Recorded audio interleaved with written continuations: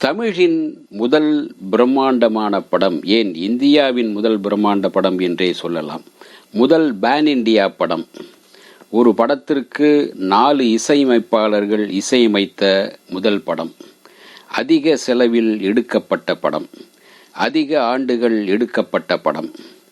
அதிக அளவில் விளம்பரம் செய்யப்பட்ட படம். அதுதான் சந்திரலேகா. சந்திரலேகாவின் படப்பிடிப்பு செலவு அந்த காலத்தில் அதாவது 1948களில் 30 லட்சம் ரூபாய். இன்றைக்கு அது 100 கோடிக்கு மேல். இன்றைக்கு பேன் இண்டியா படம் என்கிறார்கள். அன்றைக்கே சந்திரலேகா தமிழ், தெலுங்கு, ஹிந்தி, ஆங்கிலம் என்று 4 மொழிகளிலும் வெளியிடப்பட்டு மாபெரும் வசூலை குவித்த படம். இந்த படத்திற்காக செய்யப்பட்ட விளம்பரம் தமிழில், தெலுங்கில், ஹிந்தியில், ஆங்கிலம் என்று 4 மொழிகளிலும் செய்யப்பட்ட விளம்பரம் மட்டும் பாதி படத்திற்கான செலவு ஏறக்குறைய 10 லட்சம் ரூபாய்க்கு மேல் இந்த படத்திற்காக அந்த நாளிலேயே செலவு செய்யப்பட்டது. விளம்பர செலவு மட்டும். சந்திரலேகா 3½ ஆண்டுகள் படப்பிடிப்பு நடந்தது. அதில் வருகின்ற அந்த முரசு நடனம், 50 அடி உயரம் உள்ள அந்த முரசில் நின்று நடனம் செய்கின்ற அந்த காட்சி மட்டும் 1 வருடம் எடுத்தார்கள். படப்பிடிப்பு நடந்தது. என்னவென்றால் அந்த முரசு இருக்கிறதே, அது மிக வழுவழுப்பாக இருக்கும். கொஞ்சம் கால் வழுக்கினாலும் கீழே விழுந்து கால் உடைந்து விடும். அந்த அளவுக்கு வழுவழுப்பான அந்த முரசின் மீது ஒரு நடன காட்சி. இந்தியாவிலேயே அதுதான் முதல். வேறு யாரும் அப்படி எடுக்கவில்லை. சந்திரலேகா தயாரிப்பில் இருந்தபோது அதன் தயாரிப்பாளரும் இயக்குனருமான எஸ் வாசன் எந்த நேரமும் படத்தின் வளர்ச்சி பற்றியே நினைத்து கொண்டிருந்தார். ஒரு சிற்பி அழகான சிற்பத்தை செதுக்குவது போல பார்த்து பார்த்து ரசித்து ரசித்து ருசித்து செதுக்கிக் கொண்டே வந்தாராம். இந்த படத்திற்கு மட்டும் 725 நாட்கள் படப்பிடிப்பு நடத்தப்பட்டதாம். ஒரு காட்சியை தனக்கு திருப்தி வரும் வரை திரும்ப திரும்ப எடுத்துக்கொண்டே இருந்தார் வாசன். படத்திற்கு இசை 4 பேர். அன்றைக்கே 4 இசையமைப்பாளர்கள். ராஜேஸ்வர ராவ், பார்த்தசாரதி, வைத்தியநாதன், தாஸ் குப்தா என்ற 4 பேர் இசையமைத்தனர். பாடல்களை பாபநாசம் சிவன், கொத்தமங்கலம் சுப்பு ஆகியோர் பாடல்களை இயற்றினர். தென்னிந்தியாவின் கனவு கண்ணி டி.ஆர். ராஜகுமாரியின் சர்க்கஸ் காட்சி உடை இளைஞர்களையும் முதியவர்களையும் இழுகிழுப்பை ஏற்படுத்தின. பார்த்து ரசித்து கொண்டாட வைத்தன. 1948ஆம் ஆண்டு ஏப்ரல் மாதம் 14ஆம் நாள் இந்த படம் வெளியானது. சுமார் 50 தியேட்டர்களில் 200 நாட்களையும் கடந்து வெற்றிகரமாக ஓடி வசூலை வாரி குவித்தது. சினிமா வரலாற்றிலே முதலாக 609 பிரிண்டுகள் போடப்பட்டது இந்த படத்துக்குத்தான். ஒவ்வொரு ஊரிலும் குறைந்தது 6 மாதங்கள் வரை இந்த படம் கொண்டாடப்பட்டு பார்க்கப்பட்டது. தற்போது வீடியோ, ஆடியோ கேசட் வெளியிடுவது போல அந்த காலத்தில் பாட்டு புத்தகம் இருந்தது. அந்த பாட்டு புத்தகத்தையும் ஒரு புதுமையாக வெளியிட்டிருந்தார் எஸ் வாசன். படப்பிடிப்பிற்கு எடுத்துக்கொண்ட நாட்கள், கதையை விவாதித்த நாட்கள் ஆகியவற்றை தொகுத்து வெளியிட்ட பெருமை தமிழில் அநேகமாக இந்த படத்திற்கு மட்டும்தான் வாய்க்கும்.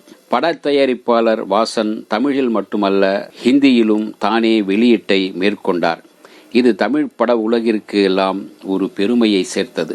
காக்கிநாடாவில் இருந்து கொழும்பு வரை தென்னிந்தியா முழுவதும் 50 தியேட்டர்களில் பிரதி தினமும் 1 லட்சத்துக்கு மேற்பட்ட ரசிகர்கள் கண்டு களிக்கக்கூடிய அளவிற்கு படத்திற்கு விளம்பரம் செய்யப்பட்டது. மக்களும் அப்படி திருவிழா போல கண்டு களித்தனர். படத்திற்கு டைம்ஸ் ஆஃப் இந்தியா போன்ற பெரிய பத்திரிகைகள் முழு பக்க விளம்பரம் கொடுக்கப்பட்டது. 20.25 லட்சம் ரூபாய் அளவுக்கு மிக துணிச்சலாக விளம்பரம் செய்திருந்தார் வாசன். தமிழர்களான ஏவிஎம், வைஜந்திமாலா, ஹேமா மாலினி போன்ற கலைஞர்கள் ஹிந்தி திரை உலகிலும் பிரகாசிப்பதற்கு வாசன் போட்ட விதைதான், பாதைதான் சந்திரலேகா திரைப்படம். படத்தின் வெற்றிக்கு மேலும் 2 காரணங்களை சொல்லலாம். அரங்க வடிவமைப்பும் ஒளி நுட்பமுமே. அவை கே. சேகர் மற்றும் கே. ராம்நாத் என்பவர்களை சார்ந்த திறன் அங்கு பொழிந்தது. வெளிநாட்டு படங்களுக்கு ஈடாக சந்திரலேகா பேசப்பட்டது. அன்றைய வெள்ளை அரசு 11,000 அடி மட்டும்தான் திரைப்படம் இருக்க வேண்டும் என்று கட்டளையிட்ட போது அதையெல்லாம் கடந்து 18,634 அடி நீளமாக இந்த படத்தை தயாரித்தார் வாசன். மிஸ் சந்திரா என்ற பெயரில் ஆங்கில சப்டைட்டில்ஸ் சேர்த்து வெளிநாடுகளில் திரையிட்டார் படத்தை. சந்திரலேகாவின் சில பாடல்களை கனவு கண்ணி கதாநாயகி டி.ஆர். ராஜகுமாரி பாடியிருந்தார். டைட்டில் ரோலில் நடித்த டி.ஆர். ராஜகுமாரியின் இளமை துள்ளும் நடிப்பும் காந்த கண்களால் அவர் கவர்ச்சிய புரிந்த அந்த பார்வையால் பார்த்த அந்த பார்வையும் மக்களை இறங்கடித்தன. தமிழ் சினிமாவில் சூப்பர் ஸ்டார்கள் அந்தஸ்துள்ள பாகவதர், பி.யு. சின்னப்பா ஆகியோருடன் ஜோடி சேர்ந்து தமிழ் ரசிகர்களின் கனவுகளை மட்டுமே திருடிய ராஜகுமாரியின் கீர்த்தி அகில இந்தியா முழுவதும் பரவ காரணமாயிருந்தது இந்த படம்தான். இந்த படம் ஹிந்தியில் பேசிய போது அதிலும் ராஜகுமாரியே கதாநாயகியாக நடித்தார். ஆங்கிலத்திலும் அவர்தான் கதாநாயகியாக நடித்தார். ஹிந்தியிலும் அவரேதான் வசனம் பேசினார். கலைவாணர் மதுரத்துடன் இணைந்து வழக்கம் போல நகைச்சுவையை வழங்கியிருப்பார். சுந்தரிபாய், நாராயணராவும் படத்திற்கு துணை சேர்த்திருந்தனர். சரி, சந்திரலேகாவின் கதை என்ன? ஒரு ஊரில் ஒரு ராஜா. அந்த ராஜாவுக்கு 2 மகன்கள். மூத்தவன் வீரசிம்மன் நல்லவன், இளையவன் சாசங்கன் கெட்டவன். அந்த ஊரில் ஒரு ஏழை சிற்பி. அவன் வடித்த தங்கச் சிலைதான் சந்திரலேகா. அவள் ஆடல் பாடல் கலைகளில் கைத்தேர்ந்த ஒரு நர்த்தகியாக, அழகியாக இருக்கின்றாள். ஒரு நாள் வழக்கம் போல தண்ணீர் எடுக்க வர கிளம்பிய சந்திரலேகாவை வீரசிம்மன் சந்திக்கின்றான். தலைவனும் தலைவியும் சந்தித்து கொண்டதும் காதல் அரும்பியது. சாதாரண சிப்பாய் என சொல்லி காதலை வளர்க்கின்றான் வீரசிம்மன். சாசங்கன் கொள்ளையருடன் கூட்டணி அமைத்து நாட்டை சூறையாடி வருகிறான். அவனுடைய அட்டகாசம் தாங்க முடியாமல் மக்கள் அவஸ்தைப்பட்டனர். ஒரு நாள் இந்த நாட்டை சூறையாடும் நோக்கத்தில் சந்திரலேகாவின் வீட்டுக்குள் நுழைந்த சாசங்கனுக்கு அவளது அழகு இம்சைப்படுத்தியது. அவள் முன் பிச்சை எடுக்க வைத்தது. விளைவு, சந்திரலேகாவை சிறை எடுத்து வந்து தனது அந்தப்புறத்தை அலங்கரிக்கின்றான். இதுவரை நாட்டை சூறையாடியவன் இப்போது சந்திரலேகாவின் கற்பை சூறையாட தயாராகிறான். சந்திரலேகாவுக்கும் அவளுடைய கற்புக்கும் நேர்ந்த அந்த ஆபத்தை அறிந்து வீராவேசமாக கிளம்பி வந்த வீரசிம்மனையும் சிறையில் தள்ளுகிறான் சாசங்கன். தாய் தந்தையையும் கைது செய்து சிறையில் தள்ளிவிட்டு தானே அரசனாக முடிசூட்டிக் கொள்கிறான் சாசங்கன். இந்த கயவனிடமிருந்து தன்னையும் காதலனையும் அவனது தாய் தந்தையையும் விடுதலை செய்ய வேண்டி ஒரு தந்திரத்தை கையாள்கிறாள் சந்திரலேகா. அதன்படி பிரம்மாண்டமான முரசு நடனத்திற்கு ஏற்பாடு நடக்கிறது.